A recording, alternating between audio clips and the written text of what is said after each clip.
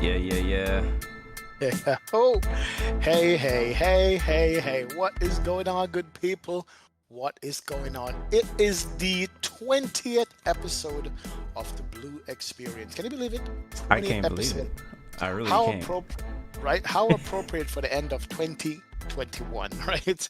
I'm telling you, man, I can't believe we did 20 episodes this time, brother. I This really is so can't. good, man. It still This reminds is me back when me and you were just talking about this on the phone. You know what I mean? right. You're Like right. talking about the idea of doing it, the idea of doing like a talk show, a podcast, a late show, a late night show about flight sim, stuff like that. So it's really cool. So for those people who are new to this format, XP, let them know what they're watching right now. You guys are watching the Blue Experience, where we talk all things flight sim, all things aviation, all things real world. But flight sim primarily is what we started with, but we branched out into just talking about everything in the aviation community, in the aviation world. I know there's some things we haven't touched on yet, but trust me, 2022 is around the corner, and there's going to be more things to come. So I appreciate you guys checking out the show.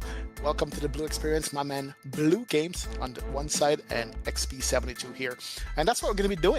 And another appropriate thing is that we are wrapping up the final show of the year, talking about, like, this is the best topic I've seen in a while, in terms of, if you guys didn't know, Navigraph, who supplies us with all the charts and the AirX for the airplane updates, of course, did a survey a couple months ago, or maybe a month ago or so, and the results of this survey is out. And actually just looking it over and looking at the actual numbers, as Blue says, the numbers don't lie. We can't even believe the results of the survey. We figured we had to get it out here and talk to you guys in the flight sim community about it, and you guys would be interested too. I'm not sure if you guys heard about it, if you've seen it, but we're going to be discussing it today. So that's what we're here to do, man. But welcome aboard the Blue Experience, guys. Appreciate it, man. Blue, how was your day today, brother? Man, day's been it's been pretty good so far. Went to the movies to watch the new Spider-Man movie with the family. That was pretty cool. Nice. I've been working throughout this whole kind of holiday break, but just kind of cool that other people are off, so I get the chance to actually go out and spend time with them. So that's kind of what it's been all about these past couple weeks. Nice, man. Yeah, this, as you were saying earlier, this week is just like a chill week for me. Got a couple of streams in, which I loved. Might try to do another one before the year is out. I don't know. We'll see how that works. But, talking about the year is out, I mean, before we even jump into the survey, I was just thinking out loud, like, this year, I think, has been the most exciting year in the flight sim community. Maybe there's some old schoolers out there who have seen better than this, but we're talking about 4 different simulators competing for spots. Add-on developers for airplanes dropping stuff, coming out with stuff, announcing stuff. Senior developers jumping on a new platform and doing their work on that. It's been busy for you, man. For me, man. What about you? What do you think? Yeah, when you said that, I was like, wow, the most exciting year. It's hard to beat 2020 though, because that's when Microsoft Flight Sim initially came out. Like, the hype around that was just unmatchable. You know what I mean? Like, it not just the after release hype, but the before, how like we were just like excited, right? But I feel like this year was a bit fuller. Like, we were getting more back. It was less, I can't wait for this, I'm anticipating that. It's more like, I'm getting this, I'm getting that. But honestly, it's on one side though. It's like on the X-Plane side of things, we were getting a lot of cool stuff. On the Microsoft side of things, they're still kind of in that phase of like, we're so close. If I just had a 737, if I just had that Phoenix A320, if I just had a wide body jet, then this sim I would be, put so many more hours on it. So I think Microsoft is still not quite there yet, but if you're the kind of simmer who is jumping between different sims, between P3D, X-Plane, Microsoft Flight Sim, there's been a lot of great releases, again, like you said, with scenery, with planes, and there's been these developers have been really putting in a lot of hard work. I was really hoping that this was going to be the year that we were going to see that PMDG 737. I was hoping that we would actually see that Phoenix A320 before the year was out. There's a lot of planes, even the MD-11 for X-Plane 11, things, Airbus, Falcon, stuff like that, the Challenger 650, a lot of planes were kind of scheduled to come out this year in 2020 that did not happen, and it's disappointing, but at the same time, when you think about it, it's better to wait just a little bit longer than to get that half-baked product, as we always say. True, true. But all that being said, though, I have to shout out the Fly-by-Wire team. Oh They yeah. were on the show. They were on the show what a few episodes ago. Yep. And if it wasn't for them, man, I don't think I'd be putting in half the flying I did in Microsoft this year. The A320 mod is just a thing of beauty. Even with a remote MCDU working on my iPad, man. Come on, man. You can print from that airplane. This is freeware stuff, right? This is Zibo-esque, you know. Heavy Division mod also for the 787. Those are the two go-to planes I have at Microsoft that I've just flown the heck out of this year, you know. Even with the updates that Microsoft dropped, that were better, has been more stable. The frames have been good. It looks good. You know, those two planes have been rocking. So shout out to those guys for just putting in their volunteer time and making this thing good. It's really, really, really and truly great for that. And then on the X-Plane side, X-Plane doing X-Plane things, dropping X-Plane 12 previews, which we can't wait for. That's going to say a lot when that drops. I don't know how it's going to shake out. Which leads us into the survey here to see what people think about X-Plane and Microsoft and P3D and FSX. So I guess without further ado, I think that was a perfect segue into the. That was perfect. I'm gonna actually pull it up on the screen. You guys are not gonna see our faces. I did not set up that scene, sadly. But I'm gonna pull up on the screen. You guys can get this as well from Navigraph's website. But we'll be showing you here. So let me bring that over real quick into the chat. So I'm gonna drop a link in chat. Yeah, go ahead and drop a link in chat. If these guys want to download that to the survey that we're about to read from, will do the same. It's good, man. But the first one in the survey, if you scroll down to what's this page number 14, we're gonna start in the there. PDF. In the PDF, exactly. Page 14 in the PDF, guys. How many pages this PDF has? This survey covers over, hold on, 122 pages of survey. Yeah, we're not doing all 122 pages No, we're today. not. We're going to go over the main stuff. I want to start with page 13 on this thing, man. 13. As a matter of fact, Cam A321 says Navigraph even dropped an air rack on us too. So we have an air rack update to do. Yep, this morning. True. So the first thing that blew my mind, if you go to page 14 on that one, 14? The one after that one, is the demographics of the age of simming and flight simmers and the people who actually did the survey. Read it there. The bulk of the users are in the range of 15 to 85. However, there's a huge peak around age 20 for flight simmers. I guess what, 20, 21, 22? Yeah. Look at that. If you look at that graph, you notice right away that the 20-somethings are outstanding. Basically, almost 20% of the people who are flight simming are 20-somethings. And that makes sense. The next biggest one after that is in the 40s. I guess that's going to be, well, me. But, yeah, I mean, but does that shock you at all?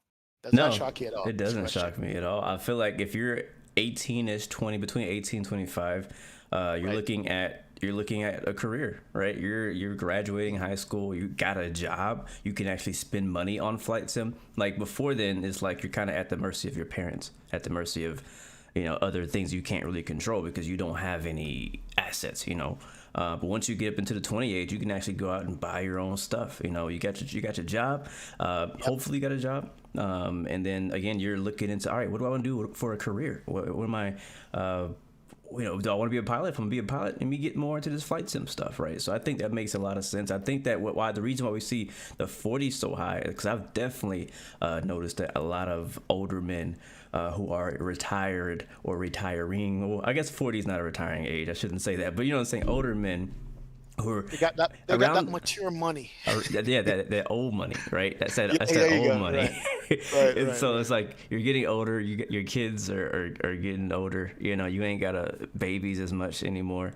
I feel like 40 sounds about right. At this is the age that you usually develop a man cave. Exactly. Like Peter says because 40s it's having a midlife crisis. Shout out to Peter. Makes sense. Instead of buying a motorcycle, you buy a flight sim. Yeah, exactly. And by the way, shout out to the 3% of responders who are over 80. Oh my God. We got 80 and 80 and I got an 85-year-old. 1% is 85, bro. I So feel we like I got might know that guy. true. Yeah. You know, that's interesting. And if we just look between the 2 years, last year it wasn't really that much different, to be honest. No. It's the same. So that stays consistent.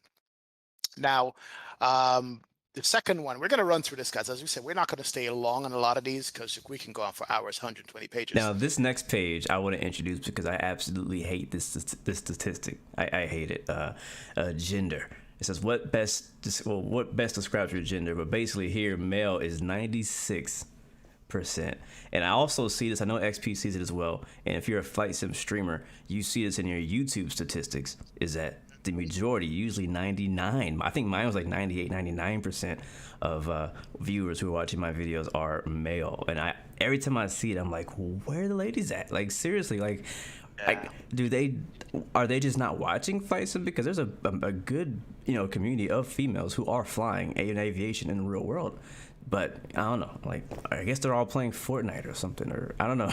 Like, I don't know what's up with that. No, it's true. I mean, I think I have a few females in my stream. I see female names, female sounding names. But a lot of them are that person's mom, and they're using their YouTube channel. Oh, that explains it. Yeah, That explains it. Yeah, but it's 97% of same last year and this year are flight simmers, man, are male. What's Male crazy, flight if simmers. you look at the last year results, it says female 0.9%, so we lost 1.1% in 2021. Ladies watch baby channels. Oh my God. Ladies throw shoes. Yes, they do, Gia. But Right. yeah, that is cool. That It's like, is what can we interesting do? to know. What can we do in our streams to attract the female gender to flight sim? Exactly. Right. But here's another stat. Let's talk about who plays flight simming. Basically, employment status of the people who do flight simming. I would love to see this actually compared to other games. The vast majority of people who play flight sim are actually full-time people. They work full-time. Mhm. And then the second highest is retirees, believe it or not. That makes sense So, to me. yeah, I'm shocked because let me break the numbers down. 50% of people who stream are full-time employees. 16% are retired, and then the next one at 9%, they're in school. Somehow I don't get that feeling, especially about the ones in school. You know what I mean? I thought like my demographic were more in school, but I guess I'm wrong. I guess we are wrong on that. It's interesting. Yeah, sometimes I feel like there's a lot of people in school. I don't know. I'm not surprised by that one, but I am surprised that the in school one is so low. Yeah, I'm surprised at that. But hey, you never know, man. These are the results. Results don't lie, right? Now, here's another shocking one. Well, not shocking, but the top 5 countries are the same from this year and last year: France, the Netherlands, Italy, Spain, and Switzerland. But if you look at the breakdown, the United States shocks me as 27% of the responders to this about simming is from the US. That actually really surprises me big time Yeah. because Yeah. UK, Great Britain has always been, them and Germany have always been kind of the leaders of all simulation, anything. Flight sim, trucking sim, train sim, anything like that. Like, you guys just love your simulators. So it's really surprising to me. Even see last year's result was also above the UK. So I don't know. I feel like there's been a big wave of flight simmers coming out of the US. I think a lot of that we might get, be because of maybe, I don't know, Flight Sim Expo, maybe. Yeah, I know. I think it just could be by sheer numbers, man. I mean, the US is bigger than Europe combined, and Europe is several small countries. Not, Yeah. So it could be that. But here Where, it shows UK specifically, right? So which is not all of Europe, but then we have France, then we Exactly. have Germany, then we have the Netherlands, Italy, Right. Spain, all that kind of stuff. So if you add those up, we're probably looking at more numbers as the Europe versus just one specific country. See what you're saying. Let's see who's the lowest on that list. Norway. Wow. The Brazil question is is who's not on the list? Oh man, Other than Brazil, I don't see like Chile and Argentina I don't and see any Caribbean, well, any Caribbean, and I don't know if they would fit. I guess because like what yeah, would Jamaica be? Is that a country? Like, Jamaica would be like a negative 1%, man. It's me and a couple of dudes, and that's it. Nobody else. and So, next year everybody's gonna register as Caribbean because they've been in your Congo lines. right, right. Next year, probably, but hey. Anyway, all right, let's see how smart or how dumb flight simmers are with the survey. What is the highest level of education you have completed as a flight simmer? High 20, school. 26% high school or secondary school, but 24% has a bachelor's degree. Wow. So your audience is not dumb, man. Your audience is very smart, bro. I'm not even in that category. Yeah, we even have a master's degree, 16%. Wow. You understand? Yeah, And 4% doctors. Yep. I know one doctor that watches the channel. I That, won't call any names, I'm not but gonna I lie, do, yeah. but just the fact that doctor is on the list blows my mind. Mm-hmm. And You never full, know, man. wow. Doctors like airplanes too. It says there's more people in as a doctor than primary school. I don't even know what primary school is. That's not something we say Like, in the U.S. yeah, that's like basic school, junior high. Oh, Or okay. yeah, it's like junior Yeah, I high. feel like that could have been merged with the secondary high school thing or something. I don't know. Right. So guys in chat, take a wild guess. What's the yearly income level of flight simmers on average? Well, the highest on average. Is that the next one? Yeah, that's gonna be the next one down. I'm scared to look at this one because I'm not gonna be on the top. You're gonna be way past it. The highest is 10% at 60,000 a year. 60,000 a year. Dr. Crazy. Mason, what's going on, man? Welcome aboard, sir. Uh, there's a doc in chat. Nice. Peter says I have a PhD in dumb. But yeah, 60 grand. And then the next highest is gonna be what? 70 grand, 40 grand, and 10 grand. Yeah. But the top is 60,000. Believe it or not, we do have some six-figure salaries in the house, but they're like 1%. Go Those are the figure. guys building 737 cockpits. That's what those are. Yo, That's what man. they are. I know. The But 1%. yeah. Mm. But we do spend a lot on flight sim peripherals, though. Think about it. Oh You know, man, the we spend hardcore so much simmers money. have everything they have bought, so they're taking part of that income every year and turning it back into flight simming entertainment. You know. The next one makes a lot of sense to me. Do you work in aviation? Go ahead and drop that, bro. Of course not. Wow. 83% of people who are in the flight sims do not work in aviation. That's That crazy. shocks me. But you tell me why it doesn't shock you. It doesn't shock me because the main thing that attracts us to flight sim is the fact that we can't do it in real life. Right? It's like we don't have a job in aviation. We're not pilots, or maybe not pilots yet. So for me, it makes complete sense because it's kind of like we are fantasizing about this career that we want to have or wish we could have, and since we don't have it, we are here. So I feel like that's most people. Got you. Yeah, that's high, guys. 83% of the people do not work in aviation. So I guess after you work in aviation, you come home, the last thing you want to do is get in front of a computer. That's not true. I mean, look, V1 works in aviation. Yep. Flight Deck to Sim works in aviation. Yep. A320 Sim Pilot works in aviation. They're Yep. here. They must really love it. Yeah. You know what I mean? I know, like as a ramp agent, the first thing I want to do when I get home is hop in the flight sim because I'm around all these planes and it just makes me want to go out. Like you can only look at aircraft a certain amount of time. Like I've gotten this feeling when I've gone plane spotting. I'm like, all right, I'm ready to go home. and hop on a sim. You know what I mean? Or even like if I'm traveling, you know, from one place to another, and I'm in an A320, I'm like, okay, I can't wait to get back home again, so I get in the sim and try to recreate that route. You know, because it's like it's cool to look at the planes and they're beautiful, they look good, they sound good, but at some point you're gonna get to the point where you want to get back into your simulator and go out and enjoy all the things you love about aviation, and just use it as the fire. Here's a funny thing though. One of the second next number, other than people who don't work in aviation, is pilots. Hmm. As airline pilots are up there, represented at 4.4%. So, you know, there's something to be said as a pilot. If you come home in flight sim, you really are hooked. Oh yeah. All right. Well, which transition over to the next one? What pilot license do you currently have as a flight simmer? Done. The vast majority is none. 75% have no pilot license whatsoever. Does that mean that if I go ahead and get my PPL, I'm going to stop simming? No. Yeah, I know one. I Actually, know one. I know one streamer who, when he got his PPL, his streams cut down a lot. really. Yes. Hmm. Yeah.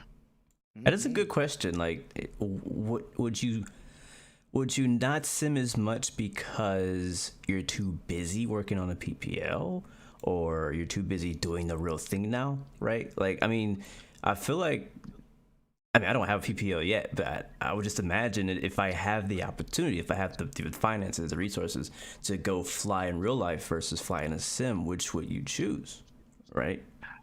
True. And I have to say that because I did that flight the other day on Christmas, I loaded up in Microsoft today and I did a GA flight. Shock. Oh my Right. God, guys. I went to my Somebody home clipped that. airport. Somebody clipped that. I did. XP did a GA flight. I did. I did a couple of circuits out of my home airport, Lantana, here in Florida. And I have to say, the scenery looked nice, but it didn't give me that feeling, Hmm. you know. And it was a Microsoft flight sim, which looked really good, but you know, it didn't give me that like the real thing does. It just made me want to go back and do some more real world flying, put it that way. But that's probably something, man. Yeah, Yeah. the next one, simulation and relation. When did you get your first flight simulator? Hmm. Interesting. So, if you are a pilot, real world pilot, they basically wanted to know that when did you get your first sim? Was it before or after you started flying? And most people is before they started studying for becoming a pilot. I guess simming got them into it, Right, right, right. right? So 72% simming got them into real world flying, which I completely can understand and see. I And then they agree. drop simulators afterwards. I agree. But yep, and then 20% says after they obtained their pilot license, they got into simming. I guess for Probably for practice. training and yeah, Yep, practice checklist stuff like that. Yeah, let's yep. keep going because we have 100 and some pages, Oh and yeah, I know we got some juicy ones that I want to oh talk yeah. and focus on, but we're gonna skim through these. So next we have: Are you currently enrolled in flight school? 91% people say no. That's not. That's kind of same with the last two questions. So Exactly, we'll exactly. keep going. Flight lesson consideration. So this is actually pretty interesting. How many of the people who are considering taking real world flight lessons within the next year of the flight simmers? Only 25%. 74% people say no. Yeah, only 25% of simmers really want to go do real world flying That blows because they my know the mind. cost of it. Yeah, that's it. They know the cost of it, man. That's what it is. Two-Tone Murphy, how you doing, man? Welcome versus GA all the way. I hear you, bro. I did the GA flight. Yeah. I know, but yeah, I'm I sorry. It's guess. hard for me to comp. Like I get it. I get it. It's expensive. I understand that. Mhm. But this is not saying, hey, I'm gonna do it. Like it's saying, are you considering it? Like you're not. Like, these people are not even thinking about the option Yeah. of doing real world flying. Like I mean, I don't know. As much as I love flight sim, as much as I love aviation, like I can't imagine just like, all right, I'm just gonna do flight sim. Like that's it. I'm happy with that. Like no, I can't. I can't. I can't be Cost happy and with money, that. man. Cost and money. That's what it is. Well, Jakar if Carr you said love it. something, if you love something enough though, Hmm. like you'll find the money. All right, let's move to page 27. Here's a good one.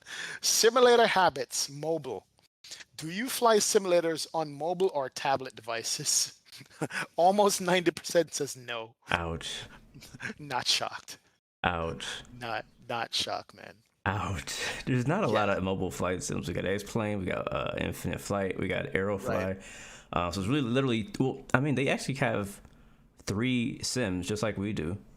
Yeah, What's crazy about this is I think the reason that this is so possibly so lopsided is because I think the majority of people taking the survey are PC and Xbox simmers. I don't think they're Infinite Flight or they're not mobile flight simmers because I have seen the mobile flight sim genre and niche, and there's a lot of them. Like yeah. it's a massive audience. I just don't think they're taking the survey. That's my thoughts. I don't think this is accurate in my personal opinion. Mhm. But wow, 87%. That's crazy, Yeah, and it went up and since last year. yeah, it did. And these two real quick says if you fly mobile, do you fly online? It's like 50-50 fly online in mobile flight simming. And but most people 40% says they don't use any ATC, 30% says human control. I didn't know it was human control for a mobile flight simulator. Yeah, I yeah, didn't know yeah. that. Wow, didn't know that. There's something else. All right, let's move on to something relevant to us. Next one says page 29. Do you use an external EFB for your mobile flight simulator? No, I'm done. Yeah, come It on, is man. a no. I mean, Yeah, very it's a few hard people no. will be using that. I'm familiar with that because you can actually connect for flight to Infinite Flight and I think X-Plane as well on mobile, and very few people even know that it's possible. What's Okay. next? Do you operate as a virtual air traffic controller? 89% of people say no, and all of the ATC people in the chat and watching this are just like, no wonder we're so busy. Yeah, yeah, think um, about it. There's 50 guys flying to one controller, yeah. you know. And I was asked yesterday, would I ever do VATSIM? I'm like, in years when I'm bored of flying, maybe I'll try it, but it's hard work. You got to study. Yeah, You know what I thought about a while back doing ATC because I got sick of not getting ATC in my home area, right? And I was like, maybe I could go be a controller. And I looked into how to do it, and I was like, that's too much work. I'm all right. Right, right. And it even breaks down the ATC stuff here. How many times do you operate as a virtual air traffic controller per week? The majority says 1 time a week. You know what I mean? No Yeah, wonder it's so freaking scarce in certain parts of the yeah, darn world. yeah. 1 time, 36%. A So week. a week, I mean, You know what? I think that's also. I know there's a I think some virtual air traffic control like groups have like a certain amount that you have to control to stay like on the team. I'm not sure if right. it's per week or per month, but Mhm. I feel like a lot of them are probably doing like minimum, and you have like that same controller, those same hardcore controllers that control those same airports every day or every Friday. You know what I mean? So Yep. And here it is. They said that the average time they stay on, 40% of them say only 2 hours. mm. I think they're burnt out after 2 hours of doing air traffic Especially if it's control. heavy traffic. I mean, I feel like it's either way. If it's heavy traffic, then you're freaking just drained after 2 hours. If it's no traffic, you're just bored out your life after 2 hours. Like either way, you're probably drained in either direction there. So yeah, I agree with that. Yeah. All right. So here's the one that's interesting. Oh boy. Aircraft types. What do you normally fly when you're simming? I haven't looked at this. I'm really interested to Yeah. see what is on top here. Go ahead. Number one, as I could see, if you look up to the bottom, there's a key to it.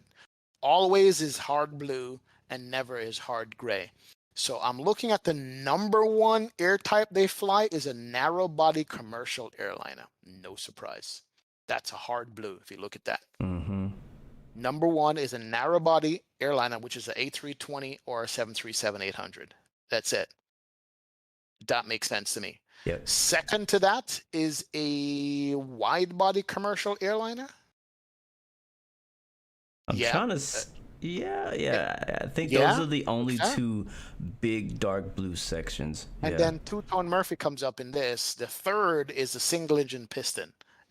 Yeah. That's Yeah. what it is. The third is going to be a single engine piston operated aircraft. So your Cessnas or your Piper Archers or something like that. It's a really So interesting graph though, because kind of difficult to understand because like if you look at the whole bar, like all the way over to rarely, which is the lighter blue color, you can see that right after narrow body commercial airliners falls very close short second to single engine pistons. And then you get wide body coming in third. No, actually third is turboprop, and then wide body. That's if you go by the whole bar, but if you look at just the dark blue section there, then you see, all right, these are people who, that's all they fly. Like if it says always, that is all they're flying. These people only fly now the community of people who only fly narrow bodies versus the community of people who fly only pistons is dramatic difference. Like I think what it is that the people who fly pistons, that's me. That's my group of people right there, right? Like I know I fly a lot of airliners, but I'm the group who flies not always piston and not always airliner. Like I'm in the middle. So I'm just like branching it out. So I think that's people who are flying a variety of planes and not only. But I think the thing is, people who fly, not only all people, but a lot of people who fly commercial airliners, that's all they do. They're not interested in GA. They're not interested in freighters. They're not interested in business jets, combat, none of that. They're just like, all I want to fly is my A320, my A319, my 737, and that's what that is showing right there. But still, I'm looking at it. You said something interesting. With the combination of single engine piston, multi-engine piston, and turboprop, those look like if you add those up together, they are equal to the airliners or close to the narrow body airliner. Think about it. They just broke it down into several different kinds of airplanes. Yeah. But if you add those up, and it's always, often, and sometimes. So those are the top three. Nobody flies drones. I fly the drone camera all the time. There you go. Float planes, helicopters. Surprisingly, helicopters. I thought there would be more. I thought helicopters would be higher as well. Like combat beat helicopters. Yep, I thought so too. So that is interesting. Wow. And it looks similar to last year. Actually, looks similar to last year results on that. But anyway, here's another one. And my numbers are skewed, but how many times do you use the flight simulator per week on average? 3 times a week and 5 times a week are taking the cake. 3 to 5 times a week. What would you say, like making it personal for you, XP? How many times on average? And I mean, do you only fly flight sim when you're streaming? Do you do any flying outside of that? Okay, so if you stream 5 times a week, that's how much you fly per week. Yes. So I want to say my average is literally 4 times a week I fly. That's my average. It's 4 times a week.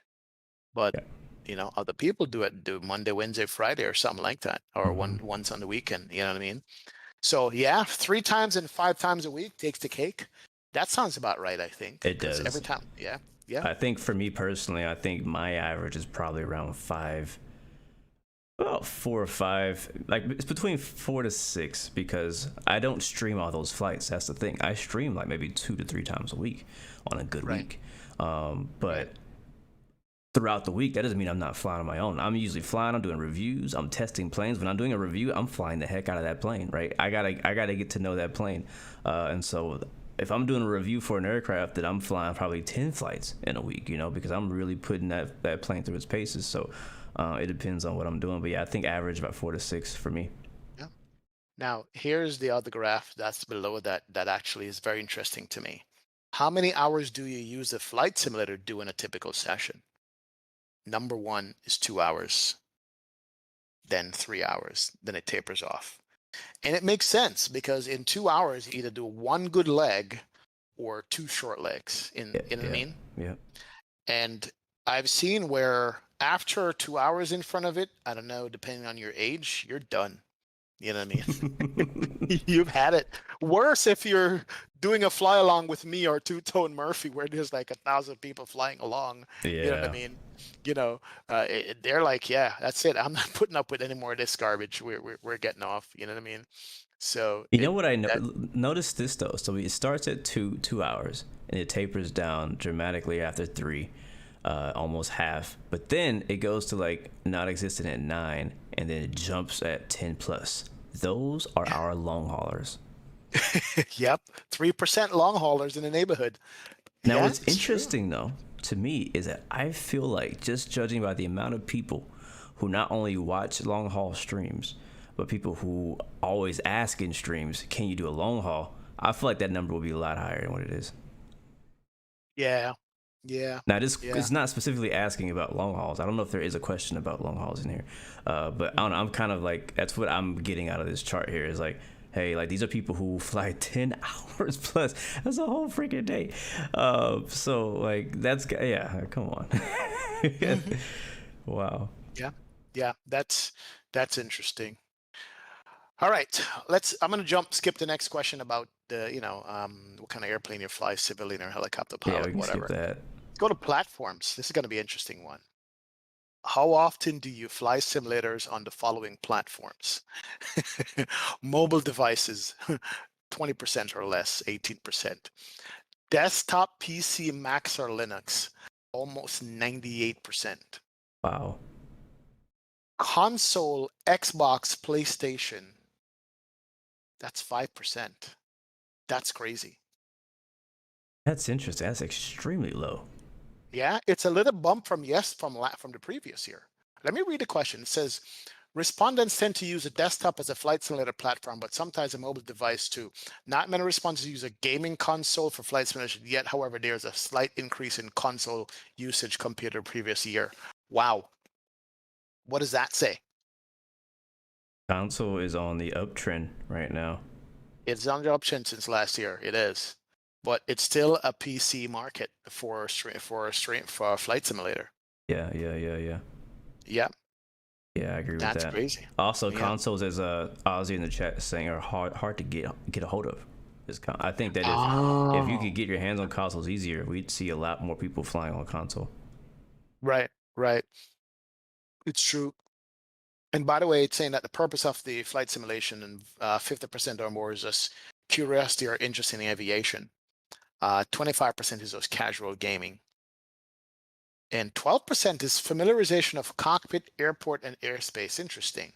Okay, so I wanted to take a look at this one because actually I did watch a piece of the video that Magnus posted of the Navigraph stuff, and he was mentioning something that was really interesting to me, and that is the fact that casual gaming as a flight sim has been on the up. It's going up, like because of Microsoft Flight Sim coming to the Xbox, and we have a big wave of new people coming in to the flight sim community. A lot of them are not getting in the flight sim because they want to fly real planes, as we saw earlier. Right. 70% of people don't care nothing about flying real planes; they just want to fly a sim. So, or they want to fly possibly just casually, just for fun, just in the sim, just to mess around and do some stuff with their favorite streamer. Who knows? But you see that from last year, it bumped up about 5-6%, and curiosity and interest in aviation dropped 4 or 5%. And then, like you said, the familiarization didn't move like at all. But yeah, I think that I could definitely see that coming from the Xbox release. So next year, this time, would be curious to see what those numbers look like. I think it depends as well on how Microsoft specifically, because that's the only console we have, only console game we have, how that game evolves over the next year for the Xbox and how they take care of their Xbox people. Even though we as PC simmers are like, no, we don't care about them, take care of us. You know what I mean? So it's true. But here's the next step, though, and this has to do with console gamers somewhat. But how do you normally fly? VFR, IFR, or casually without any rules? That's going to be interesting. This looks just like the other chart where it says what type of plane do you fly. You see IFR with a massive 46% of most of the time, and then VFR as most time 13%. Yeah, it's true. IFR takes the cake. You know, for some reason, people are interested in something that is pretty much out of their reach. I think, you can go get a PPL and do VFR flying, but to get into the IFR realm, you have to take it to a whole different level. But doing it, in the simulator, it's accessible to you right then and there. So I could see why they will do that. But yeah, it's cool. Here's another interesting one that actually bugs me. What type of air traffic control do you mainly use when flying? Add-on ATC, default simulator ATC, human-controlled ATC. I don't use ATC. Wait, Number what? Yes. Which one do you think is number one of what kind of ATC people use mostly? What? Yes. Default ATC, which is the computer voice talking to you and steering you into a mountain, is used overall. 35% of people use the default ATC. I didn't know that. I did. I had no idea anybody used the default ATC. Yeah. Because VATSIM, IVO, and POSCON is second at 30%, but 35% use default ATC. That is nuts. Wow. No wonder they've been begging to improve the ATC in X-Plane. Yeah, no wonder X-Plane and Microsoft, both of them are all like putting a lot of resources into, updating and making the default ATC better. And I guess that's why people are actually using it. I had no idea. I've probably used Microsoft's ATC like maybe once back in the alpha period, and since then I was like, all right, if that's him, it is. You know what I mean? In X-Plane, the same way. I don't remember the last time I used X-Plane's ATC. So, wow, that's crazy to me. That really blows my mind. Yep, absolutely, man. Here's another one. How much do you estimate to have spent on flight simulation software and add-ons in the last 12 months? Oh boy. Wow. Wow, that's actually like the majority is zero. Yeah, people are holding on to their SciTech, man. They're not upgrading. Or they just can't get a hold of it. Yeah, that is interesting. Yeah, that is interesting. How do I break this down? I'm looking at it going, I know. It's like it looks too a like too hundred, perfect. $100 is spent by 94% of the people. $200 by 74% of the people. $300 is spent by 50% of the simmers. $400 by 34% of the simmers. And let's see, who spends $1,000? Only 7% of the simmers spend $1,000. Here's the thing, though. Like when I first thought about this, I thought hardware. This is software. This is like Right. planes. This is scenery. I don't know. I would like if somebody showed me this chart, and if I didn't know that it was by, Navigraph, I wouldn't believe it. Wow. Let me go back real quick. Somebody in the chat says working title will be working on an ATC also. I guess for Microsoft Flight Sim. Holy moly. That could be good. That could be good. Yeah. Yeah, that was Shirley 972 said that. So that's interesting, man. Wow. But yeah, those are how it is. It says here at the top, actually, for me, it's a bit more interesting. Is the way it reads is 52% have spent at least $300 per year on software, guys. Software, not hardware. It's just software. These are planes, these are scenery. Obviously, 100% have spent zero. This year, 74% have spent at least $200. Last year was 77 spent the same amount. This year, 94% have spent at least 100, just like last year. So, yep. Yeah, it's yeah, that's it looks crazy. it looks like hardware is probably the same too. 50% of the people spend $300 on hardware. So That the next it one looks is like I see. Hardware all the way down. So that's interesting, man. Wow. All right, we're gonna skip the next section. It says inability to purchase hardware because of we already COVID know and some other how things. that works. Yeah, true. And then as far as the stores where you can get them, it's all over the place. Aerosoft is on top. Yep. Let me see if there's any big always in there. So X-Plane Org Store has the biggest always section. Sim Market has a pretty nice size always section. Orbix Direct. Orbix Direct is a big one. Microsoft Marketplace, FlightSim.to. Yeah. So X-Plane, Sim Market, Orbix Direct, Microsoft in-game purchasing, Aerosoft, and Just Flight basically are the big stores out there. Everybody else is a Steam is actually lower than a bunch of these, believe it or not. Yeah. So yeah, that is interesting. That is absolutely interesting as far as where people buy their stuff. I know, the few that I use as well includes these guys. So that is something else there. Freeware Here's a good versus software. All right. So considering all the software and data which you use for flight simulation, what tends to be freeware versus payware? So simulator software, it looks like it's I think by similar to software, Mostly payware. they mean like X-Plane, Microsoft. That's what a Right. simulation software is. And the green, so basically the blue, if you can't read it on the screen, the blue is showing these are people. This is the payware. This is people would rather pay payware for this type of product versus get it for free. Yep. The green is saying, Yep. hey, I want to get this type of product for free. So like aircraft, the majority of people are actually buying it. Or buying aircraft rather than getting free aircraft. Nav data, they're paying for that. Charts are paying for that. Scenery Yep. is actually kind of 50-50. It's the closest one of all of them. It's kind of half and half. Half people want to get scenery for free, half are getting scenery for free, half are buying scenery. Weather's half and half, and then also ATC though is the majority free, which is Yeah, not. I mean, with VATSIM and IVO being free, and POSCON, I don't see people wanting to pay for that stuff. Yeah, I feel Which is them. I interesting. feel you. Yep. Here's an interesting one that can grow, and I would love to see grow once COVID is over. Have you attended a public flight simulation exhibition or conference in the last 12 months? Of course, 97% says no, they have not, and we understand why. But I'm telling you guys in chat, the next flight sim expo they have, I don't care what country you're listening from, whether it's the Europe, a US, go. Yeah, I Just agree. go meet your fellow simmers. It's a beautiful experience. The two that I went to, I had fun. You guys should definitely do it. This I show recommend would it. not exist if there had not been for a flight sim event.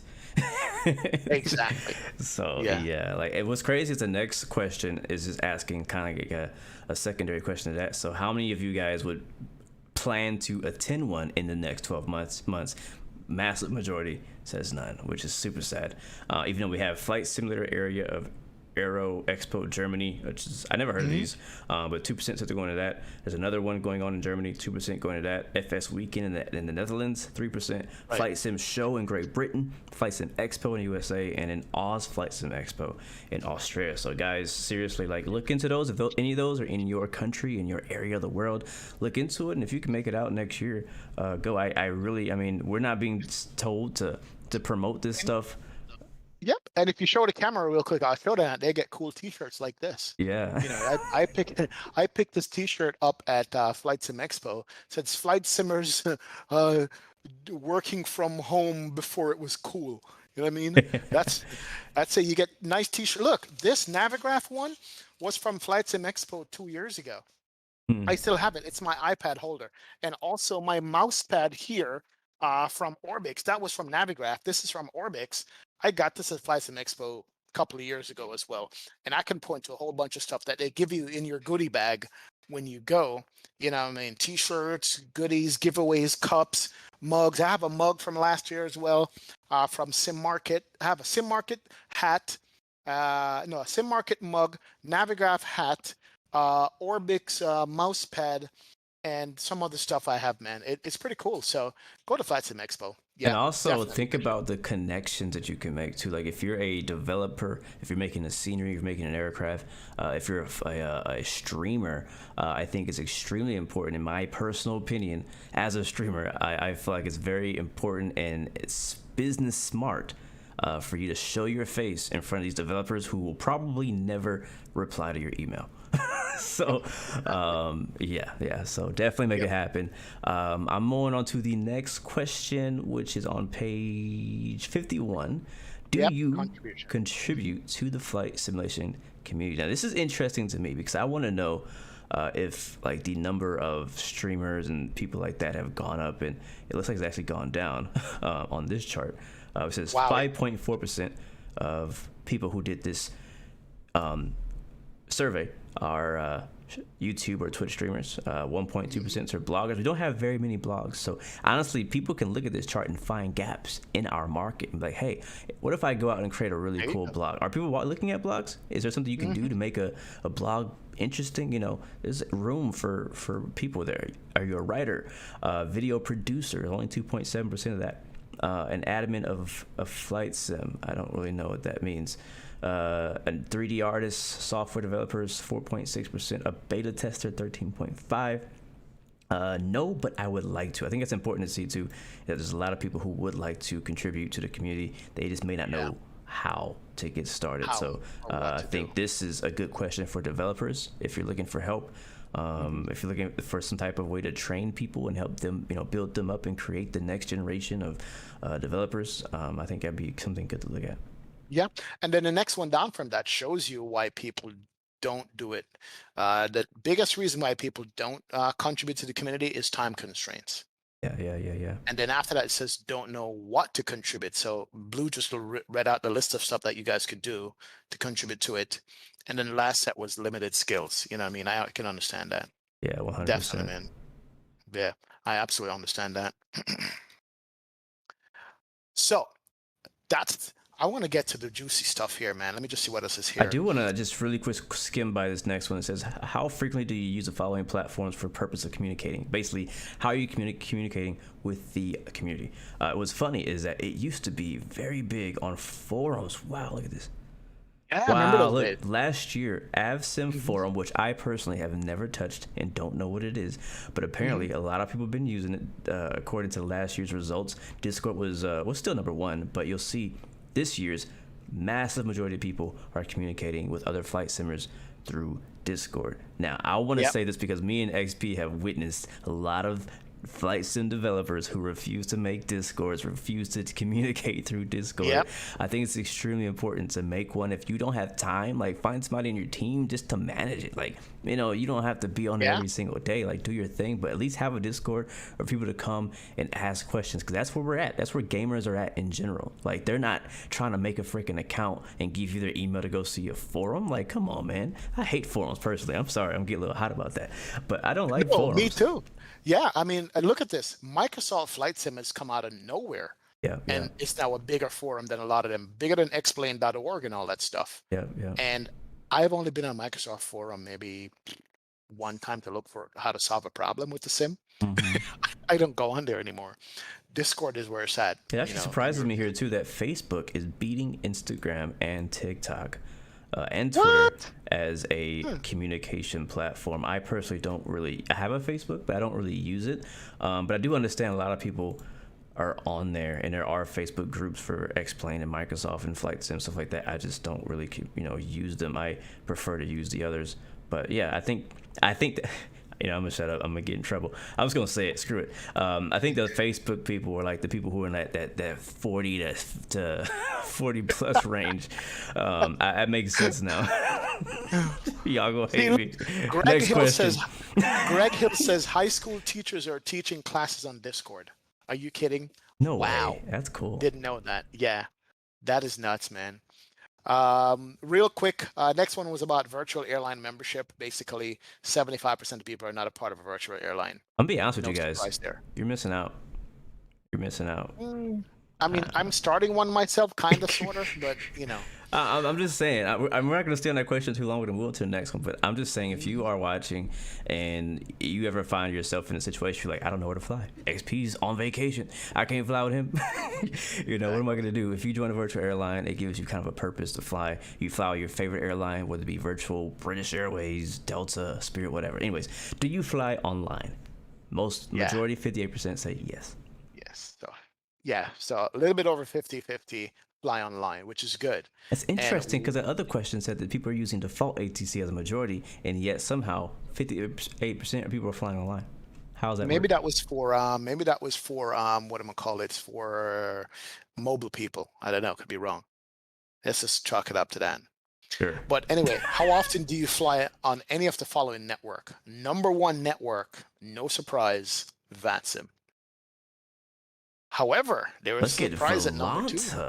Volanta is beating IVO. Wow.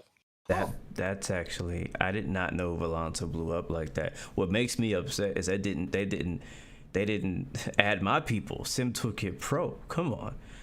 Because Volanta is not an online network. It's just a flight tracker that has shows of the people.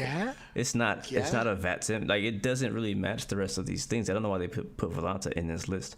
Because even if you fly VATSIM, you're still connected to Volanta. If you fly Pilot Edge, you're connected to Volanta. So I don't think that's really fair. I don't think Volanta need to be on this specific chart. But it still shows a good perspective. POSCON is missing from this. Exactly. It's Poscon's not on the interesting. list either. Yeah. Oh my god, it's so sad. Project Fly was on last year's result and now it's gone. That makes me sad. I used to use it. I used to use FS Odyssey. I Yeah. used to use Project Fly. I promoted the heck out of that thing. I loved Yeah. Project Fly, and believe this is exactly why, guys, we really have to support these apps and developers. Volanta is going a different route where it's free, but they're adding a lot of premium and paid stuff. And I'm just gonna be honest. In Orbix, I love you, but I don't want to pay for it. That's just my honest Yeah. opinion. With Project Fly, it was completely free. I think they tried to add some kind of premium thing, and I think some other stuff happened too. But still, if you need to support these things that you're using all the time, or they could just go poof and be gone, just like Project Fly. So, anyways, next. Did you used to fly FS Cloud? Because it's no longer. I have never used anymore. FS Cloud. Nice. Is that an Ooh, FSX thing? I didn't know. Yeah, I think so.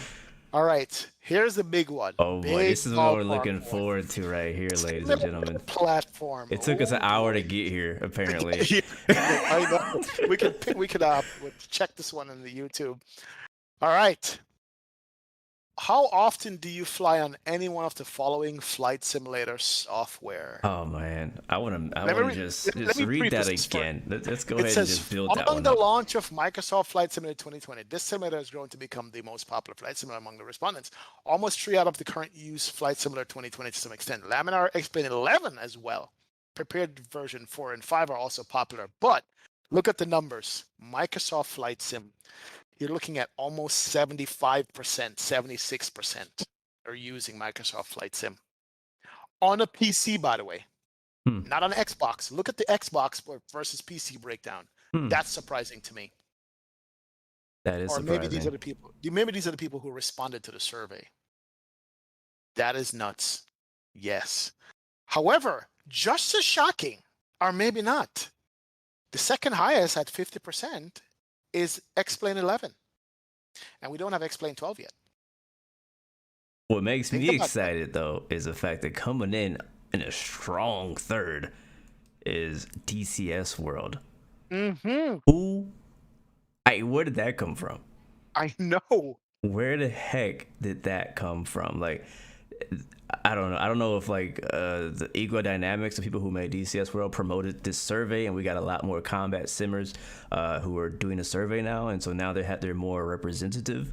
But did not. I mean, I think DCS personally is number one. That's just me. Like, I mean, but but yeah, that's crazy to see that. But X-Plane, I'm excited to see X-Plane holding its own here, strong in third and second. Sorry. Slam Cannon said it. Says the discrepancy between Explain 11 and Microsoft isn't as much as I thought it would be. Yes, exactly. yes. When I saw this yesterday or 2 days ago, I couldn't believe it. Explain is hanging in hard, man. Yeah. But I understand it though, because you have the Zebo 7.3, you got the tow list, you got the flight factors, you got the 7.5, the 7.6, the 7.7, the 7.8, the 777, you got MD-80, you got A300s, you got all these planes still, and Microsoft still don't have the first narrow body airliner other than the CRJ. Bro, believe it or not, there's more people in this chart playing Microsoft FSX, the original, right, than Prepared V5. That is striking. I'm sorry, Prepared people. Ouch. Yeah, I think Prepared might be dead, guys. Oh, I didn't Prepared say version 5 dropped, and it's like not even scratching the surface of the adaptation. I think the thing too, though, is that maybe there's too many options on here, because maybe these five, Prepared 3D could have been just on its own instead of Prepared V1 as a subject, V2, V3, V4, V5, just having it as one as a whole. I think maybe it would have been more a greater representation of it than breaking it down and kind of splitting it up. I would agree, except each of these are paid upgrades. Oh, never mind. And yeah, like, I mean, Explain is paid upgrade too, so I shouldn't say, but nobody talks about Explain 10. Well, actually, it's on the chart up there, but you know what I mean? But yeah, between Explain 10 and 11 was like a massive years and years gap, right? 4, 5, 6 years, and the same between Explain 11 and 12. But with Prepared versions, it's like, how often is that updating? I don't actually know personally, but anybody in chat can let us know. But you know what's funny? Look at it. between X-Plane 10, X-Plane 11 to 11.4, and X-Plane 11.5, that's an almost equal number to Microsoft Flight Sim. So we might be looking at a 50-50 tie there, bro, or close to it, I between wouldn't say Microsoft and 50-50, X-Plane. but yeah, X-Plane's definitely doing stronger than I expected. I'm happy to see it though. I'm happy to see it because this is the numbers pre X-Plane 12, right? Like if this many people are playing X-Plane 11, and even the always is pretty big there. Like if you see like the amount of people who are playing X-Plane 11 always versus Microsoft Flight Sim on PC always is half. Like half of the people. Yeah, it's like half the number. So it's twice the amount on Microsoft than it is on X-Plane 11. But still, that's crazy. I think with 12 coming out, that number's going to rise big time. Right. It's true. But you want to see something interesting? Microsoft numbers jumped since last year, but X-Plane's number jumped since last year as well. X-Plane 11.5 numbers jumped since last year. 11.4 went down and 11.5 went up. So they're both growing. Yeah.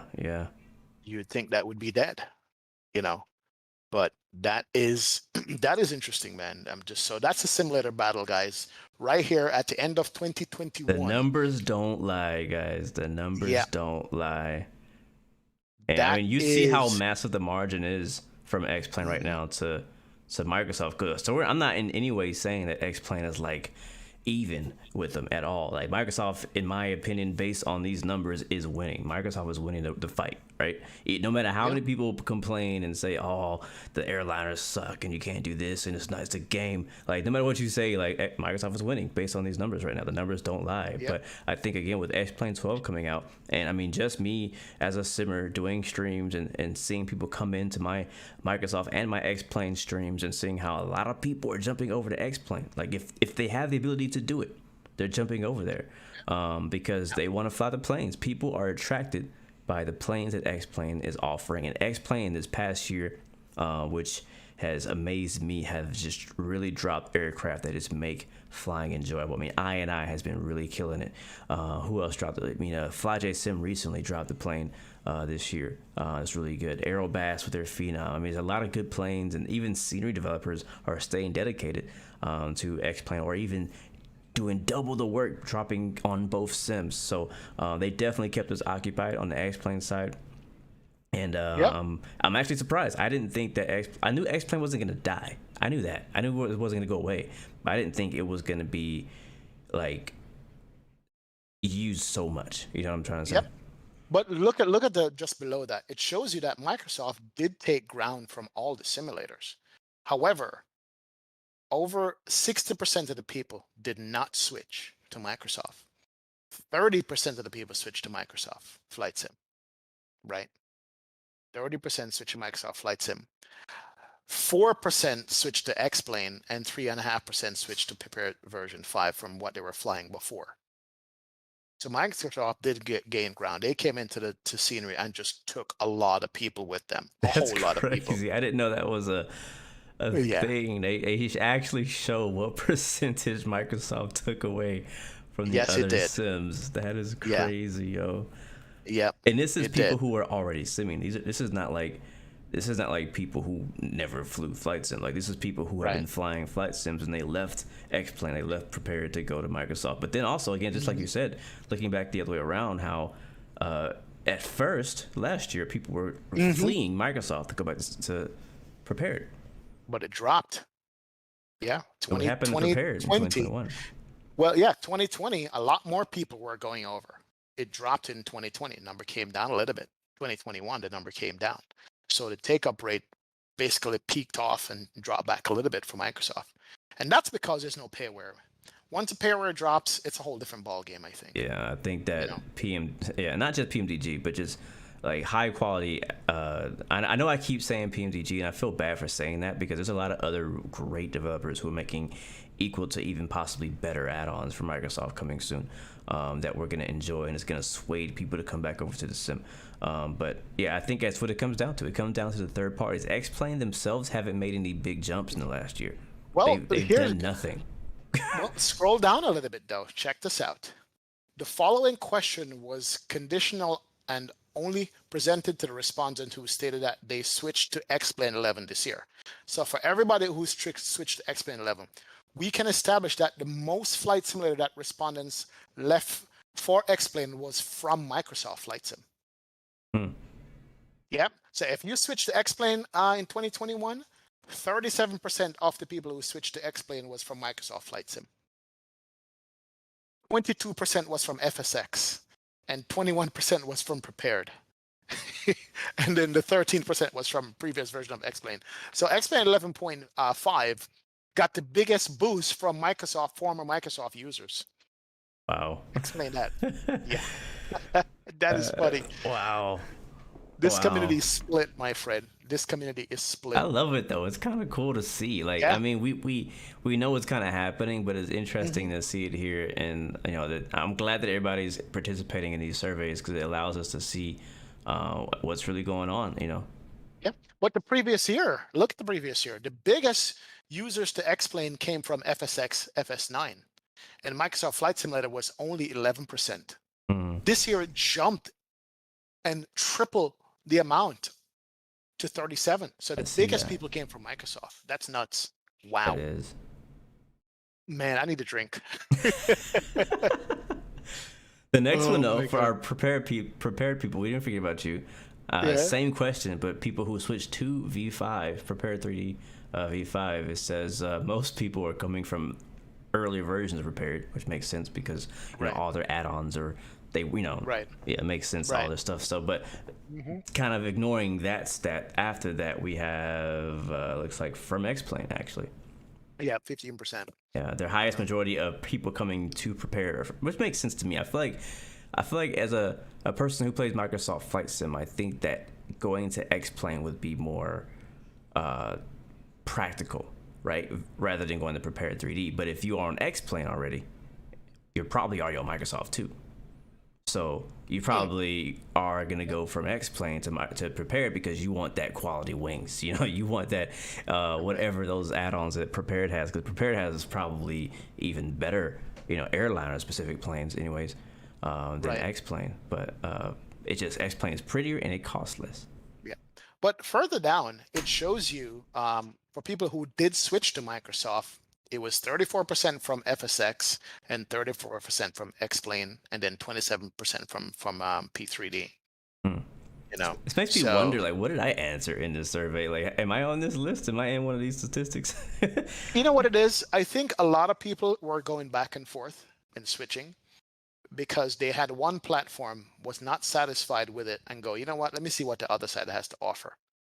There's a lot of cross switching here. Yes, a lot more people went to Microsoft Flight Sim when it dropped because it's that good. But people came back from Microsoft going, okay, it's all good, but you know what? Let me go try X-Plane because I see these guys flying, you know, a 7.6, you know, Zebo and stuff like that. So people are like switching back and forth. Yeah, I actually want to respond just quickly to a person in chat. Says he doesn't think that it is split. You are assuming that everyone took the survey. And I'm not assuming that everyone took the survey. But I did see that Magnus said over 200,000 people took this survey. I think that's enough people to kind of go with an assumption of kind of where the trends are going. You know what I mean? So I think obviously these numbers are not 100% accurate, but I think they do show an accurate perspective and picture of what's really going on underneath.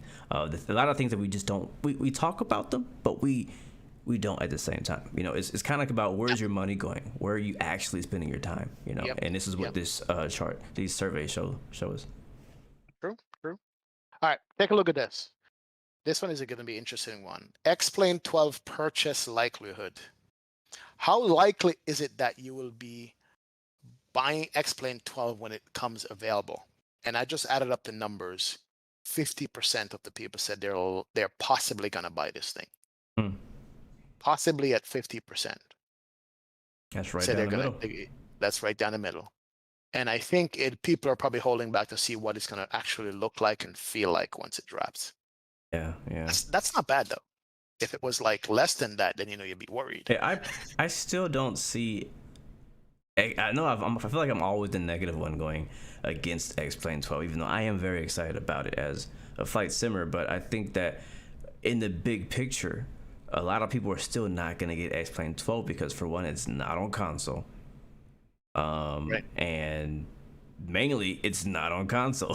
The console is where it's at. A lot of people coming in from the console side. A lot of people are gonna need a good PC to run X-Plane 12, and that's not gonna be everybody. So I think that's what the other 50% is gonna be. Is those people? They might eventually get it, but they'll definitely have their eyes on it. That's for sure. Yeah, and I think, for me, I'm definitely getting X-Plane 12, no doubt about it. And I have My high bad. hopes. 27,000, not 200,000. Still, my Right. answer was still accurate. Right. Go ahead. A lot of people are going to get X-Plane 12, including me. There's more airplanes coming out for X-Plane 12. You understand? The level up airplanes drop today, which are freeware, 700 and 900. You can't beat that. The new on the 7th of this month, you're getting the new 650 Challenger 650 that's coming out. That's going to be good. However, will dropping the PMDG 7.3 and the Fenix A320 stop the growth of X-Plane 12 or the uptake of X-Plane 12? That's the question I have. Will 2 planes come into Microsoft Flight Sim stop X-Plane 12 in its tracks? What are you thinking? That's a hard one. Yeah. I don't think so, but those planes gotta be real good. They gotta be real good. Like, yeah, I mean, what you have an example of what 2 planes could be? I mean, I don't. Yeah, maybe not. I don't know. Like, I'm saying, yeah. Let's say the Fenix A320 drops and No. PMDG drops to 737. No. So those are the 2 most flown airplane in the world in real life. I would say As a matter no. of fact, in the simulator, I would say it's the 2 most flown planes. It's the A320 family and the 737 family, right? I agree with Once that. those come to Microsoft Flight Sim, is that going to be enough to hold me to say, you know what? I don't need a 7.5. I don't need a 7.6. I don't need a 7.8 or the 777. These 2 planes are enough for me to fly, and I'll be okay. Yeah, I think that's a no. You know what I mean? I don't know. I think I don't. It's gonna take more than 2 planes, especially the 320, because we already have that, and it's not gonna be cheap. 7.3, yeah, it feels like a 7.3 and a wide body like a 777, or something like that, maybe. But I still just think that it also comes down to the variety that we have in X-Plane and in P3D that's keeping people there. Until Microsoft gets that variety and quality, then people are not going to make that sim their primary sim unless they're already happy with what they got. Right. Now, here's just an interesting take on this. Flying a A320 or A319 and in X-Plane is completely different than flying a 737 in X-Plane. Like the feel, the sound, the movement, the whole thing. I'm wondering if when the 737 comes out from PMDG, how much difference of a field it's going to be. Now, hear me out here. It's going to look great. It's a PMDG product. It should be great. But are we going to feel a difference in the flight modeling to go, yes, this is 2 different planes and I'm getting my fulfillment on it? I don't know if you understand what I'm saying. I I don't know if saying. Microsoft fidelity and feel is there yet. Could be wrong. We'll see what I don't PMDG know. comes out with. You make me think of. I know you weren't a fan of this plane, but the DC-6. Right. Right. The DC-6, I felt like it didn't fly like any other plane in Microsoft Flight Sim. Like, it didn't feel like I was flying a toy. You know what I mean? That's good. And so based on that, based on my first PMDG experience, which was the DC-6 for me, I feel like, I mean, they should. I feel like if they fall short in the flight model, they failed. Seriously. Like, yeah, make a pretty plane. Yeah, give us some great systems. But if you fail in the flight model, is it a Microsoft then thing, fail. though? Is it a Microsoft thing? Because I'm looking at the 787 in Microsoft. It's, you know what I'm saying? But Yeah, it's a default plane, though. Feels like a toy. Yeah, exactly. 7.4 feels like a toy. What can PMDG pull out of their hat to go, hey, we hammered this flight model down. It feels like a Zebo. Because you fly the Zebo, it feels like a different plane. Yeah, you know what I mean? when you butter the Zebo, you feel accomplished. Oh, yes, you do. The bottom will fall out on you. You just drop, so that is the question, man. That is the question, definitely, that I am thinking about Speaking going, of wow. questions, back onto the survey, I skipped down to page 73. No Do you problem. own an Xbox console? And 80+% say no. Hmm, that's good And news. very small percentage of people are owning Xboxes, which is not surprising because again, it's hard to get your hands. Matter of fact, I tried getting an Xbox Series X myself, couldn't find Right. one. So I'm not surprised with it. I think as supply comes in for the Xbox, we'll see it grow. But Hmm. I don't know. I'm thinking Yeah, we're seeing a lot more PC simmers here, at least in this survey, anyways. exactly. I And also then for don't the know if console players even know anything about this survey, so I think this might be kind of lopsided a little bit. exactly. And also for the gamers out there, this is something that actually threw me for a loop. Page 67, the graphics card between NVIDIA, Intel, AMD. NVIDIA smashed this. 85% of the people use the NVIDIA graphics card to play flight simming. Wow. AMD's barely at 9.3%. And that hasn't changed since the previous year. Hmm. Didn't know that. Yeah. Wow. Windows 10, majority. PC, majority over a laptop. We know that. But yeah, NVIDIA graphics card is like number one by far. And most people are still on a 1080 graphics card. I have I'll a take that back. 1080. No, it's tied between a 1080 and a 2080. The 30 series graphics card are barely picked up. A 3080 is only 9%. 3070 is only 6%. A 3090 is 5%. So NVIDIA is ruling the roost, and the 10 series is up there still. That's a good Hey, I graphics got card, the I 10 guess. series. I got the 1080 Ti, and it is still holding on strong right now. I stream with it, flight sim with it. Yeah, man, it's doing a good job. Yep. Yep. I saw another question back on the Xbox thing. It says, "Do you fly simulators on Xbox?" And this thing keeps blowing my mind because at one point you're like, "Oh yeah, nobody has an Xbox," but then you see this question is like, "Do you fly sims on Xbox?" And it's 54% say yes. Like what? Wow. Yeah, exactly. Like what? Exactly. Hmm. Well, then you're like, okay, well, the majority of people playing flight simulators in general, it doesn't say, it just says, do you fly simulators? It's not saying which one, it's just saying in general. And 54% of all of the community who did this survey said, yeah. So that's crazy to me. Right. Yeah. So, yeah. Hmm. Do Yeah, you fly with something else? Do you fly simulators on your console with something else than a gamepad controller?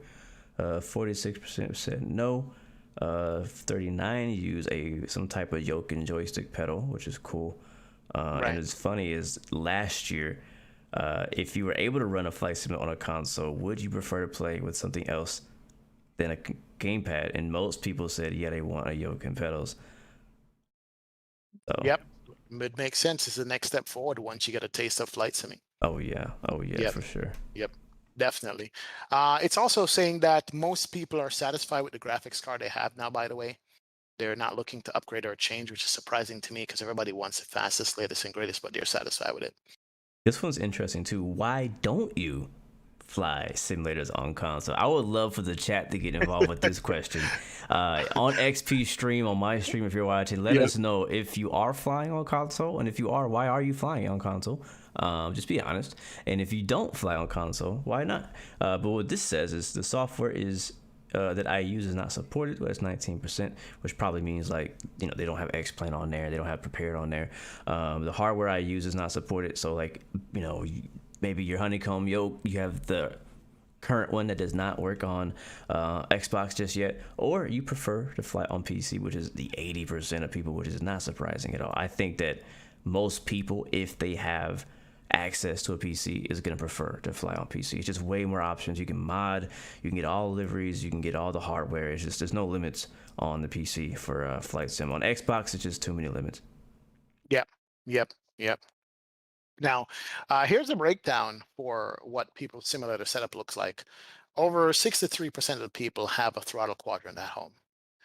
57% has rudder pedals, and joystick with a hat switch. 50% of people have a joystick, and then only 46% have a yoke. I get that. before Honeycomb and before Thrustmaster, the Logitech Yoke was the only really one out there that was like affordable to get, and then Yep. most people didn't get it anyway. So joysticks is more popular than yokes by 5%. I'm not Rubber, surprised, but I'm actually surprised that Yokes is so high, personally. I don't know. I don't know. it's a I'm good thing though. It's a yeah. good thing that yokes are up there. Yeah, I mean, it's a very good thing that yokes are up there. And look at VR. Only 15% of people have VR, bro. Yeah, 15 VR is expensive, man, and it's hard to get into. And I feel like VR is not the first choice of things to buy when you're getting into flight sim. You already need to spend money on a joystick, a yoke, a throttle, because you don't want to fly in VR with a mouse and keyboard. You know what I mean? So, like VR, I feel like, in my opinion, I had somebody ask me on the stream the other day, should I buy a Honeycomb Bravo or should I buy a VR headset? And I was like, well, it depends on what throttle you already have, because VR kind of completes the setup. Right, VR is, in my opinion, would be the last thing you would add to your setup. First, you want to get everything in front of you and get your hands on the things you can get your hands on to make that experience fun, and then you jump into VR. That's what I personally feel. So I'm not surprised that it's so low. Yeah, yep. And there it is right here. Do you own a VR headset? 76% of the people says no, they don't own a VR headset. They don't want one. What page is that on? That is going to be on page 81. Page 81. So yeah, most people, I get asked from time to time, hey man, you're gonna do VR? And I say no, it's not gonna be a good experience for the people watching the stream. And most people don't have it anyway, Yeah, that's why I don't stream with VR. It's a good experience for the person doing it, but not as good of an experience for people watching it. So as Right. content creators, is just not as interactive, in my opinion, or at least from my experience, to fly VR and have people just looking at you. I like to be able to interact with the chat, stuff like that. Exactly. Now, Microsoft Flight Sim has VR on top. Out of everybody else, 6% of VR users use Microsoft Flight Sim. And then DCS is 18% second. X-Plane being third, and then Prepared is last. So, Wow, Microsoft look people, at this though. Which VR headset? Other people who are using VR, which headset are they using? That's just the Oculus Rift and the Rift S, which makes sense. That's the older one that's been around. It's the trusted brand. Right. But then the Reverb that just came out is only 6%. So that's kind of Yeah. surprising, but also kind of not surprising at the same time. Yep, exactly. But yeah, that's the story of VR. So VR is not there yet for flight simming, guys. It's good, but it's just not there. You know what I mean? The numbers don't lie for it, and so forth. I think there's a few things that need to happen for VR to really excel in gaming and in flight sim. And some of those things have not yet happened yet. So if you get VR now, you're getting it ahead of the curve. It may seem like VR is kind of going downhill, but I think there's some things in technology that are progressing that's going to be what's needed to make VR really excel. Exactly. All right, let's jump ahead here. I wanted to get to this point. This is going to be page 90. Add-ons in general. What influences you the most when deciding to purchase an add-on software? I like this question. I like Take this notes. one. Exactly. The number one thing that gets you to buy add-on software is video reviews and tutorials. That's your field right there, Blue. That's what I like. The this number one. I know. Number That's two, though, one. is watching streams and live video shows. Exactly. So sponsors, add-on makers, hit us up. people, you need to go here, look at the survey and see what the number one reason people, it's not forum posts, okay? Mm-hmm. It's not newsletters. It's not ads in a magazine. It's not news reviews. It's not offline stores. Maybe recommendation from friends, but the number two is video reviews and tutorials, and watching streams and videos get people to buy stuff. And it makes sense. They get to see Blue Games use the Honeycomb Yoke or the Thrustmaster Yoke or the Honeycomb Bravo quadrant. You know what I mean? And they're like, yeah, Blue's got it. I mean, or they see you do your review of it, your unboxing videos. That's what gets people to buy. And then guess what happens after that? That person's like, oh, I'm getting that. I want to get that. Yep. And then they tell their friends, and then they get recommendations from friends. So yeah, guys, developers, if you're making stuff for flight sims, for games in general, like in 2022, that is the way to sell, in my opinion, is to do that. Yeah, you can make a lot of noise doing marketing or not marketing, but like you just putting a forum post on somewhere, but eventually somebody will pick it up and do it. But still, I think really pushing it out to people. If you're confident in your product, put it in their hands. Exactly. Flips Edgar says, how do you find flight sim software add-ons in a printed magazine? I don't know, man. I don't know. A barcode, something like that. Scan with your phone. Here's another interesting one. Actually, me and you talk about this all the time, Blue. This is going to be on page 92. Yep, I'm on it. Aircraft add-ons. What are the most important features for you when deciding which add-on to purchase? This is a tough close one right here because Yeah. wow, this is really close. Price But is not even on the top. No. Number one is set of instruments avionics modeled, meaning that they want systems. They want systems is number one here. Believe it or not. Yeah. Yeah, flight dynamics is a close second. Yep. Flight dynamics is number two, which makes sense. Obviously, a virtual cockpit is just kind of like that's the core, so you definitely Visual, need that. right. But it is interesting though on this list that external aircraft visual realism is nowhere near the front. Wow. Look at that. Now, developers though. Now listen to me. Please don't cut corners on that. we want the beautiful models. We want the great model of the aircraft, but that can't be all. Let me say that again. That can't be all you're doing is making a beautiful exterior model of an aircraft. People want more. Yeah, they do. I'm surprised that sounds is that low though. I am surprised. Sounds, very I important. probably rated sounds as number one over systems. Yeah, sounds is down there as very important. Only like 30% of the people said it is very important. Versus avionics, 65-70% says it's important. That's interesting. Also, number of liveries is not important at all. I agree with this because once you release a plane, all you gotta do is put out a paint kit. Don't waste your time on making a whole bunch of liveries. Like save that time. If you can just do that, like if you have a team that can just focus on liveries, that's literally their only skill. They can't do anything else. That's fine. But don't take processes or people away from other more important things on the project to do liveries, because people do care. We want the right livery, but we know that livery is going to come from somebody else. You don't have to make it. Basically, we'll make it ourselves. And I'm shocked that you guys don't even think price matters. That's We talk about it crazy. all the time, but you guys are only like 28% think price is important. Yeah. Yeah, and less than wow. That is something else when it comes to add-on.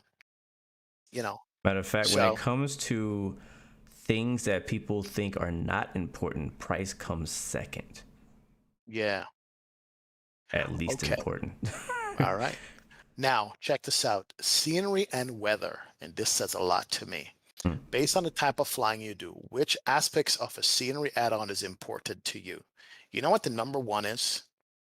Not ortho, not high-res textures, not coastline. Detailed airports is number one. That makes sense. Think about that. No, for Microsoft Flight Sim and X-Plane 11, Microsoft's got ortho. X-Plane 11 doesn't by default. People still said that detailed airports are important than ortho. Less than 40% of the people says terrain topography with high resolution or orthophoto text with high resolution is only like 30-something% versus detailed airports. And to me, it's like when I do IFR flying, I want my airport where I'm taking off from to look good. Once you get above the clouds or high enough, it almost doesn't matter. And then when you're landing again, you want the airports to be good again. Yeah. So yeah. So does that say that X-Plane 12 might have a chance if it doesn't have ortho? Yeah, based on this chart, yeah. Yeah. Yeah. For real? Definitely. So that's interesting, to see where people's minds are. And that didn't change from last year. So that's pretty consistent since the previous year when they did the survey. So yeah, not bad. All right, let's go to weather importance, page 97. Considering the weather inside the simulator, please rate how important the following aspects are for you. And it's kind of, let's see, how important is the weather experience overall for your simulation sessions? Is it important to be able to worsen the weather? No. In regards to weather, including clouds, how important is the realistic weather experience? I think but it's like right in the it's like 60%, I think. Right. That's 60, yeah, 60% on that one. In regards to weather, including clouds, how important is visual, exciting experience? And that's about 50, just under 50% for that one. Is access to live, real-time weather important to you? And so far, that is the highest rated of the questions. It's Exactly. 65. The highest rating people want live weather because they can go look at a location, go, it's storming there. Is it snowing? Is it sunny? I want to fly there. Live weather is important, and where they get their live weather from, 70% says they want it generated by the simulator itself. Mm-hmm. Only 40% say they want it by payware software. So Microsoft has got live weather from the sim, which is good. Explain 12 is going to have it by live weather from the sim, which is good. Payware software, I have Active Sky, paid for it. It does the live weather good, but next generation, are we going to need it? You see what I'm saying? Yeah, true. It was 50-50 last year, but this year people, almost 70% said they want it from the simulator. So they want default built-in good weather. That's something else. It's good to know. Kind of interesting looking, kind of scamming at this chart here about chart products and add-ons, and 63% of people are using Navigraph charts. Hold on, let me talk to my sim. See, guys, when you come in chat and say, hey man, do you think I should get Navigraph? What did I tell you? Yes, if you're gonna fly online, pick up Navigraph. They give you the whole complete package, which is the air rack plus the charts. And you don't have to think about it, just go update, right? Sky Vector is number 2, because Sky Vector does give you some charts and whatever, but it doesn't give you air rack data and so forth. The rest of the ones down here, I have no idea what they are. Wow, look at this though. Compared to last year, Navigraph was 59, Sky Vector was 35. It's like a massive drop to 27. So this year. Yeah, and ForeFlight is barely used. I had ForeFlight for a while, which it's is just too world. expensive, man. That's yeah. For a flight simmer, unless you're using it to fly in real world too, and you just happen to have a subscription, in my opinion, it's just not worth it. Right. And then the nitty gritty, what kind of charts you use? Jepsen charts is number 1. I don't even know what the Lido charts are, or Lufthansa system Lido charts. Jepsen charts are number 1. FAA charts are up there, 30%. Those are the basic charts. They do work, but the Jepsen charts give you the topography, color changes and stuff like that. So yeah, that's interesting. Where that is concerned. I like this one. Here we go. Flight tracking products. We kind of touched on this one earlier. Yes, we did. We're not going to stick around here too long, but it looks like Volanta is hanging out at 19%, which is one of the highest. And then Simlink, or Moving Maps by Navigraph, is 28%, which I kind of feel like that didn't need to be on this list. It is a tracking product, yes, but it's a bit different than what these other things are. My opinion. I'm also noticing. Go ahead. I was gonna say most people don't use any at all. 40%. They just use Microsoft's logbook. I know a lot of people. Seriously, a lot of people just use Microsoft's logbook, and they actually really care. Like they're like, yo, because for a while, Microsoft wasn't correctly logging people's flights on Microsoft, right. And people were getting upset. Like, man, how do I figure out what my hours are, because Microsoft keeps deleting my flights, this and that. So people are definitely, I think, on the Microsoft Flight Sim side, really taking an importance into the Microsoft Flight Sim logbook. But I think this is a good spot to promote. And again, I don't have any ties with any of these companies, but having a Volanta or a SimToolkit Pro is really cool to have if you can, download it on your PC. If you're on PC, it's really cool to have a way to track your flights, go back and see what flights you've done. It shows you a map of everything you've done. You can go back and debrief your flights even if you want to. So it's pretty cool. Exactly. And then it looks like at least 50% of the people, they do use a flight planning service to plan their flights. For fuel and stuff like that. And the one company that corners the market for flight planning is Navigraph, which is SimBrief now, basically. Yeah. They use it to find. Which one are you looking at? Are you looking at the Nav Data FMS products? Right. Or... So 105, the flight planning. Gotcha. Yeah, 50% of the people use flight planning to, plan their flights. And what they're looking for mostly when we scroll down to 104 is they want to find a route, number 1. and they want to calculate fuel number 2. So Yeah. route and fuel is pretty much the top 2 reasons why they plan their flights, which makes sense to me. Yeah, You makes understand? sense. Yeah, route and fuel is the top 2 reasons. And then, of course, what did they use to plan such thing, which is on page 107? SimBrief by Navigraph. That's why Navigraph bought out SimBrief. It was a smart You know? move. Like if you Oh, wanna yeah. if you wanna make a mark in like, as a like a business, I don't know. I think SimBrief has always been free, by the way, too. So, Yep. Navigraph is a company who is not a free service. I'm sure they have a good amount of money in their pocket. They can go out and buy a website like SimBrief. Whoever made SimBrief probably made a good chunk of change on that sale, or I think it's actually collaboration. I don't know if they actually sold it. I think they actually went into partnership. I'm not sure, but definitely a smart move by them. What I liked as a SimBrief user and a Navigraph user, it was actually a pretty seamless change. I didn't lose anything in my account, so I was pretty happy about that. But I'm not surprised at all about that. I've never used VRoute. I do use SkyVector sometimes to do some planning. I've never used most of those. I don't use Navigraph charts for flight planning. I only use it to look at the charts. All right. Let's look at one more. What time is it? Wow, we've gone an hour 40 minutes, bro. Sheesh. Let's look at one more. Page 114. Go to page 114, and we'll kind of wrap it up here, because this survey, I'm going to drop the link in chat if you guys want to read this in detail. It's there. The survey is 122 pages long, with all kinds of details, but page 114. I'm actually looking at 112, and I'm like, what's up with this? Okay, hold on, before we go, it said 112 media consumption. Which flight sim or aviation related media do you consume? And I'm like, why is YouTube and Twitch not on this list? That's why 114. Is that what you're looking at? Yeah, because these are just online magazine, Ah. basically. That's what it is. So I just jumped over those. Holy crap. Exactly.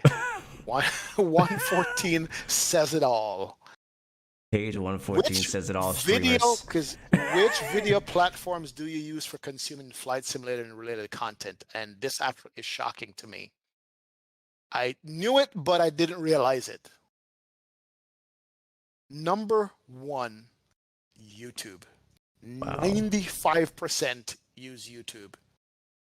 And Twitch is not even close at 39%. Twitch is competing with Facebook. For flight simming, not other simming, because Twitch is good for other gaming platforms. No, listen though. A lot of us don't know this, because I think a lot of people who are watching this right now on YouTube are not watching on Twitch, and they're not watching on Facebook. But what people don't understand is there is people streaming on Facebook and getting good numbers over there. Like streaming flight sim to Facebook. I've actually seen it. So I'm not surprised that Facebook is as high as it is, but it does really blow my mind that YouTube is more than half of Twitch consuming content. And it actually surprised me that Facebook is that high, personally. And it surprised me also that Vimeo is even on the list. Yeah, Vimeo account. I've used it ever. TikTok is also streaming flight sim. Patreon. Wow. I actually thought TikTok would be higher, because I know a lot of people have been really booming on TikTok for like flight sim memes, flight sim shorts, things like that. I know Instagram has been on the rise with the reels, right, for not just flight sim content, but aviation content. If you're a content creator and you're trying to get discovered and known, right now Instagram Reels is a great place to go. I'll just give you that tip for free. You can live stream on Instagram, correct? Or no? You can, but you can't like stream like a screen. Like it had to be like your face, and that's it. I've been actually personally looking into finding out if there's a way to create like an OBS Instagram thing. So because I would love to go live on Instagram, or in addition to what I'm already doing. So Liquid Snow says they all have Facebook bots watching them on Facebook. Oh my god. Yep. Wow, didn't know that.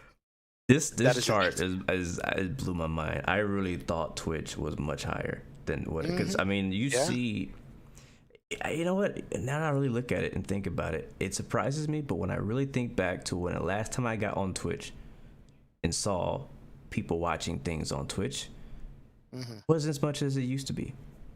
For flight sim. Yep. That's it. Obviously, we You got know, our few big flight sim streamers, right? Like when I say big, like big, big, big. right? Outside of that, nobody's watching anybody. They're all streaming Yeah, themselves. yeah. Jump back to cams here because I think that's the last good At the question last in this one, thing. sounds good. Yeah, Sounds everything good. else is just data analysis. But there it is, guys. There's a presentation of all this. And what is your top takeaway, Blue, from everything that you've looked at, from the platforms to the planes to the source of watching the stuff that we do? What's your main takeaway on this? What's your surprises and so forth?